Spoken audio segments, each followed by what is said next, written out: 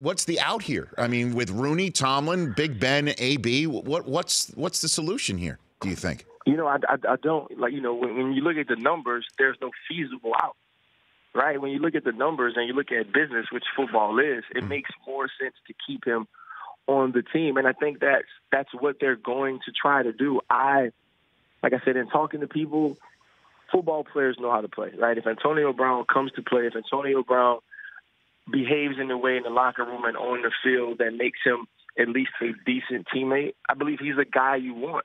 But can you make that happen? Are there pieces you can put in place if you're Coach Tomlin to ensure that that's the way that this team rolls? Because we all believe they have the talent. We all believe they have the pieces.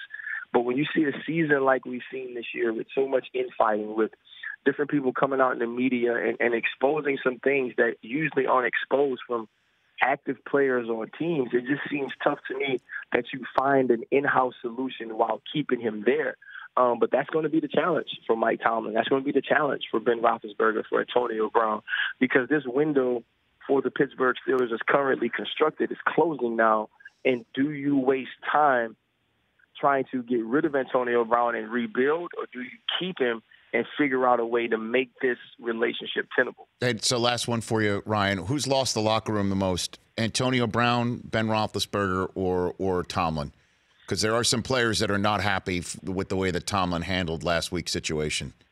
Yeah, Ryan. you know what? I would have to say it's Coach Tomlin in the sense that, and obviously, I love Coach Tomlin. I believe in everything he does. I always have. I followed everything he said. But I believe in this situation, players are waiting for him to do something to fix the Antonio Brown situation. Players are waiting for him to step in and do something that not only makes or holds Antonio accountable, but also allows him to play and help this team win games.